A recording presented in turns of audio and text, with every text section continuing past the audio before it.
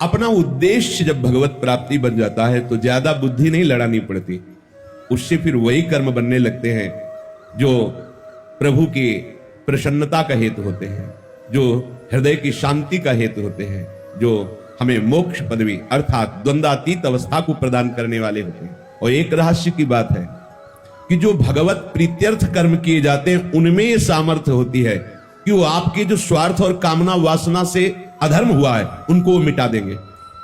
हित सजनी जो आचार्य स्वरूप में प्रकट होकर के बता रहे बिल्कुल सहज सरल भाव से अपने घर में गुरु प्रदत्त प्रियालाल को विराजमान करो। गुरु प्रदत्त इसलिए मनमानी प्रभु की छवि भी विराजमान करके आप उनमें भाव और भाव भरी उपासना पद्धति नहीं प्रकट कर पाएंगे, इसलिए गुरु प्रदत्त है। गुरु प्रदत्त उपासना, उपास्य देव मंत्र और जो जो पद्धति बताई गई है इसकी बड़ी महिमा है। मनमानी उपासना और गुरु प्रदत्त उपासना में बड़ा अंतर है। जो गुरु नाम देता है वो शबीज होता है, वो जगा हुआ होता है, उपासक के हृदय में जाकर के अपना प्रभाव दिखाता है, इसलिए गुरु महिमा है। आचार्य चरण कह रहे अपने घर में प्रियालाल को विराजमान करो। बहुत सहज कर्म बंधन से मुक्त होने का उपाय है।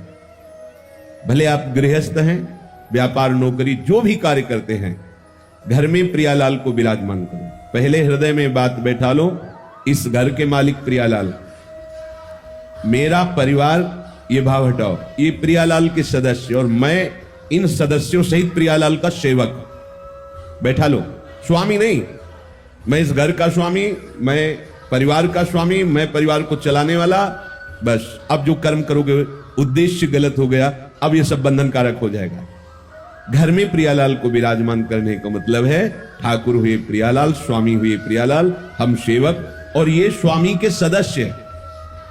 परिवार के जनों को अपनापन नहीं, अपनापन स्वामी में, सीधा हमारा स्वामी सेवक का संबंध और परिवार के सदस्य प्रियालाल के जन हैं। इस भाव से उनकी सेवा के निमित्त से जो भी कर्म किए जा रहे हैं वो तो सेवा है ही, पर घर में भी सेवा पद्धति का विस्तार करें। तांबूलम क्वचिदर्पयामि चरणौ संवाहयामि क्वचिन मालाद्यै परिमंडे क्वचिदहो संवीजयामि क्वचित कर्पूरादि सुवासितं क्वच पुनः सुस्वादु चाम्भोमृतो पायामेव गृहे कदा खलु भजे श्रीराधिका माधवौ। गृहे अपने घर में विराजमान कर श्री राधा माधव को मंगला से सेवा प्रारंभ।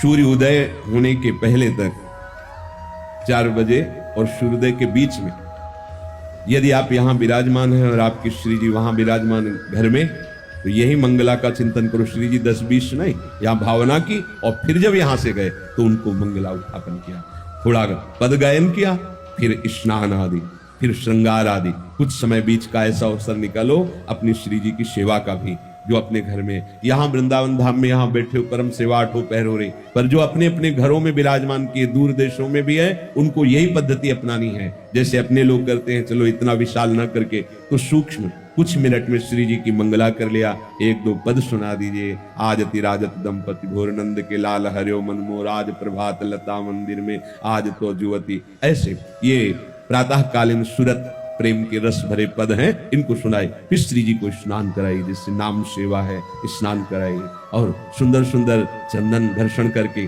श्री जी की पत्रावली कीजिए।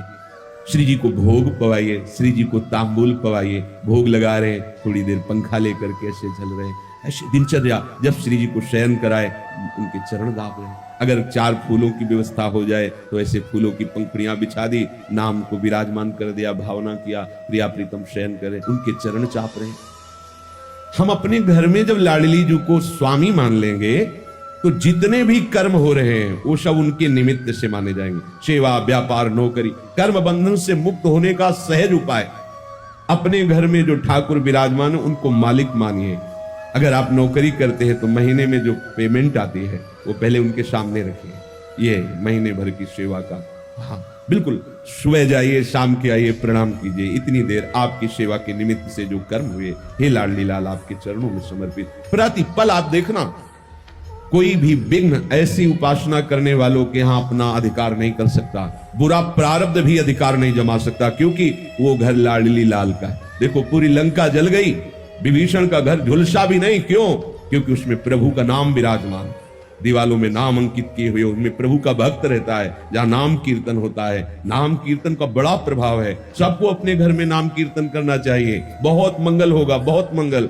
10 मिनट ही सही, परिवार के 4 सदस्य बैठकर यदि नाम कीर्तन करोगे तो परिणाम देख लेना। हमारे जो वो कर्म हमें नष्ट करने के लिए तैयार बैठे हैं, उनको नाम कीर्तन रूपी महान कर्म नष्ट कर देगा। यदि हम अपनी केवल स्वार्थ बुद्धि से, इसमें बहुत सूक्ष्मता से देखा जाता है।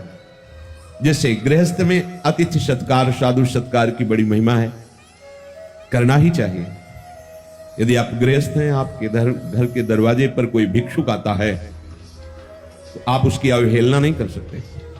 ए चल, ऐसा नहीं। अगर ऐसा किया तो उसके जितने दुष्कृत हैं वो सब वहीं छूट जाएंगे। शास्त्रीय सिद्धांत है। मृदु वचन बोलिए, राधे श्याम, कहिए क्या आज्ञा है। अब वो जो मांग रहा है, अगर आपके पास सामर्थ्य है तो दे दीजिए, नहीं दैन्य होकर उत्तर दीजिए, राधे श्याम हमारी सामर्थ्य नहीं है, आप पधारिए, आगे कहीं मांग लीजिए। ऐसा आप वहां गलत भावना करके, ए भिखारी है चल भाग यहां से, बिल्कुल ऐसा नहीं, बिल्कुल ऐसा नहीं। गृहस्थ धर्म में सबसे बड़ी सावधानी अतिथि सत्कार है। कोई भी, भले कोई पाखंडी आया है, आप दरवाजा मत खोलिए, पर बाहर से राधे श्याम, वो कुछ भी बोल रहा है, हाँ हम तुम्हें 2 रोटी दे सकते हैं, अगर आप नहीं तो हमारे पास आगे धन की व्यवस्था या और जो आप मांग कर रहे हैं हम नहीं दे पाएंगे, आप जल पी लीजिए, आप रोटी ले लीजिए। वो भी घर में जब कोई पुरुष सदस्य हो तो गेट खोलिए, नहीं तो ऐसी व्यवस्था रखिए कि गेट के अंदर से ही दे दीजिए। सावधानी, समय का जैसा स्वरूप होता है वैसी ही मर्यादा कर रखनी चाहिए। जैसे जानकी जी अकेले पर्णकुटी में, तो लक्ष्मण जी ने रेखा खींच दी थी कि इसके बाहर मत जाना, अंदर से ही, अगर कोई प्रश्न उत्तर हो तो अंदर ही करना, इस रेखा को कोई पार नहीं कर सकता। पर जानकी जी अतिथि सत्कार की विशेष भावना के कारण उस रेखा को पार कर गई, तभी रावण उठा ले गया। नहीं, सामर्थ्य नहीं थी, वो उसकी सामर्थ्य नहीं थी कि रेखा पार करे। ऐसा समय का है। अगर आपको ऐसा लगता है कि घर में कोई सदस्य नहीं पर अतिथि आया हुआ है, तो आप बाहर, राधे श्याम आपको अगर रोटी चाहिए तो दे सकते हैं, अन्यथा प्रणाम। कटु वचन बोलकर तिरस्कार करके भगाना मानो उसके पापों को स्वीकार करना। दूसरी बात, जैसे कोई संत आया है, आप जिसका परिचय भी जानते हैं, आप आदर पूर्वक उससे बैठाला, मृदु शब्दों का प्रयोग किया और 4 लोगों को बताते कि हमारे घर में संत आते हैं तो हम ऐसा ऐसा ऐसा करते हैं, उससे आपके अभिमान को सुख मिलता है। अब ये कर्म कल्याणकारक नहीं रहा, ये बंधनकारक बन गया। ध्यान दीजिए, जो हम 4 लोगों से कहकर बड़ाई पाने की इच्छा से अपने कर्मों को प्रकाशित करते हैं, तो बड़ा सात्विक कर्म किया हुआ भी वो बंधनकारक बन जाता है और प्राय अहंकारी पचने नहीं देता। हम वृंदावन में गए थे, इतने का भोग लगाया था, इतना बिहारी जी को भोग लगाया, इतने संतों को पवाया, ऐसा किया वैसा, ये अहंकार का पोषण हो रहा है। अब वही कर्म तुम्हारे बंधन, शुभ बंधन जैसे अशुभ बंधन, ऐसे शुभ बंधन कारक बन गया। तो इसमें जो सम्मान की, स्वार्थ की, अहंकार की भावना से कर्म किया जाता है, वो यज्ञार्थ कर्म नहीं होता, चाहे जितना बड़ा कर्म हो। जैसे शास्त्रों में पाया गया है कि यदि अपने कल्याण के लिए गुरुजनों से, संत महापुरुषों से सभा में प्रश्न किया जाए तो प्रश्नकर्ता और उत्तर देने वाला दोनों पवित्र होते हैं। पर यदि उसके मन में प्रवक्ता के प्रति परीक्षा के लिए या ये सभा जाने कि मैं बहुत बड़ा साधक हूं, देखो मैं किस कोटि का प्रश्न करता हूं, सभा मेरा आदर दृष्टि रखे, हमारे ऊपर सम्मान करे, ये यज्ञार्थ नहीं हुआ। इसमें दोनों की पवित्रता वाली बात नहीं आएगी। तो साधक को छोटी छोटी अपनी वृत्तियों को भगवत समर्पित करने पर ही कार्य बनेगा।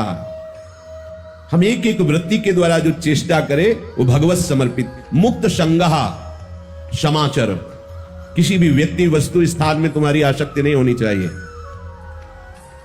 संग तो केवल भगवत प्रेमी महात्माओं के लिए ही आदेश किया गया कि उनका शरण पाओगे। कहां गौ है? कैसा कलयुग का, जहां गाय मूत्र त्याग करती थी, वो तीर्थों के समान पवित्र स्थान हो जाता था। गौ में धर्म वास करता है। पहला ग्रास जो थाली प्रभु को गई, इसके बाद पहली रोटी गौ के लिए निकाली। एक रोटी लेकर के हमने देखा है छत में जाकर तोड़ करके डाल दिया कौवा चिड़िया आदि के लिए। फिर वो दरवाजे पर निकल कर खड़े हुए, फिर कोई अतिथि कोई संत महात्मा ऐसा 1 मिनट इंतजार, प्रत्येक दिन ऐसा करना। 1 मिनट देखा कोई नहीं, फिर प्रणाम करके उसको प्रसाद को पाया। जो भी तुम्हारे पास संपत्ति है उसमें हिस्सा लगाना पड़ेगा। जैसे किसान आदमी, बड़ा पाप होता है किसानी में, बहुत से जीव मरते हैं, बहुत से कटते हैं जीव। देखा अब खुरपी से निकाल रहा है, कितने जीव ऐसे कट जाते हैं। केचुआ है, बड़े कई प्रकार के जीव होते हैं जो कट जाते हैं, वो सब अपराध।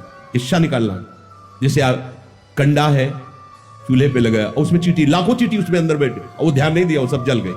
इसीलिए ये जो पहले पद्धति थी निष्पाप होने की, अब उसका कोई ध्यान ही नहीं, क्योंकि वो चूल्हा ही नहीं है, इसमें हवन करे। गैस का समय है, गैस सिलेंडर का तौल के आटा आया हुआ है, उसमें 4 रोटी बनाने की सामर्थ्य तो है नहीं। आजकल के नए बच्चे बच्चियां होटल का पसंद करते हैं, बना के भोग लगा के पाना पसंद नहीं करते हैं। हाँ, वो बैठे नौकरी से आए, भोजन लाए नहीं, आप फोन से कह दो तो होम डिलीवरी आ जाएगी घर में। सब धर्म कर्म चौपट होते चले जा रहे हैं। जो सामग्री को अपनी मांग करके भोगता है और उसे भगवत सेवा, गौ सेवा, अन्य सेवाओं में अर्पित नहीं करता है, वो चोर है और चोर को दंड मिलता है। जब अपने को किसी पे गुस्सा आए तो दया करो, ये आसुरी भाव है। जब इंद्रियों की भोग विलासता बढ़े तो दमन करो, और जो तुम्हें प्राप्त हुआ है उसका हिस्सा लगाओ। तभी वो यज्ञाशिष्टा सिनः, जो यज्ञ का बचा हुआ भाग है वो तुम्हें निष्पाप कर देगा और भगवत प्राप्ति के मार्ग में बढ़ाएगा। अगर जैसे आप कुटिया बनाए हुए हैं और कोई संत आता है ऐसे समय में, जिस समय भोजन नहीं है, और आपसे याचना करता मैं भूखा हूं, कर्तव्य है तत्काल आप उसके भोजन की व्यवस्था कीजिए। आपने कुटिया निर्माण किया है, यदि आप फुटपाथ पे रहते मांग के खाते हैं, उस समय भी यदि आप रोटी सामने रख के पाने वाले ही हैं और कोई कह दे कि मैं भूखा हूं, तो आपको दे देना चाहिए। यह आज्ञा है। अगर आपने कह दिया कि भोजन का समय तो खत्म हो चुका, भोजन नहीं मिलेगा, आपको अपराध लगेगा। आपने इतनी बड़ी कुटिया बना रखी है, आपके पास व्यवस्था है, और भूखा कोई आया है, आप मना कर देते हैं, भगा देते हैं, तो आपके ऊपर अपराध लागू हो जाएगा, आपको दंड भोगना पड़ेगा। ये सावधानी रखनी पड़ेगी पक्का। आपने सुविधाओं को एकत्रित किया है तो उसे ऐसी अवस्था में ना नहीं कर सकते। वैसे जैसे सब संत सेवाई चल रही, आपका प्रसाद पाया, पवाना शुरू हुआ, आप बाहर निकल के खड़े हैं, कोई खड़ा है कि मुझे भोजन मिल जाएगा क्या? परिचय जानने की जरूरत नहीं, हाथ जोड़िए, मानसिक प्रणाम कीजिए या पंचांग प्रणाम कीजिए, बैठा लिए और उसे छक के भोजन पाइए। अगर आप ऐसा विधान नहीं रखते तो आप पाने का अधिकार नहीं रखते। पक्का समझ लीजिए, इसमें कभी भी त्रुटि नहीं होनी चाहिए, चाहे वो गृहस्थ हो चाहे विरक्त हो। जो विरक्त कुटिया बना सकता है उसके पास संग्रह है। अगर अन्न का संग्रह, अर्थ का संग्रह है, तो प्राप्त सेवा का तिरस्कार करना अपराध माना जाएगा। उसमें ये नहीं चलेगा तो आप लेट हुए, नहीं, पुनः रसोई निर्माण करो और 4 रोटी बनाकर श्री जी को अर्पित करके उसको पवाओ, तभी इस सुविधा का सदुपयोग माना जाएगा। रसोई केवल प्रभु के लिए बन रही है, ये भावना करो। अपने लिए रसोई नहीं बनती। भुंजते ते त्वघम पापा ये पचंत्यात्म कारणात्, वो पाप खा रहा है और वो दुर्गति को भोगेगा, क्योंकि तुम्हारा अधिकार नहीं। तुम सोचते हो मैंने कमाया है, उसमें हिस्सा है। पहले आप प्रभु के भोग की भावना से रसोई मनिया करें, और शुद्ध रसोई रहनी चाहिए। ये जूठे अनूठे जैसे ये सब, ये कम से कम जो वैष्णव हैं, जो भगवत भाव वाले हैं, आपके फ्रिज में ऐसी बोतल नहीं होनी चाहिए जिससे ऐसे लिया पिया और फ्रिज में रख दिया। बिल्कुल सावधान। ये बहुत छोटी बात लगती है, लेकिन यही छोटी बात आपकी उपासना को रोक देगी, उपासना में बाधा पहुंचा देगी।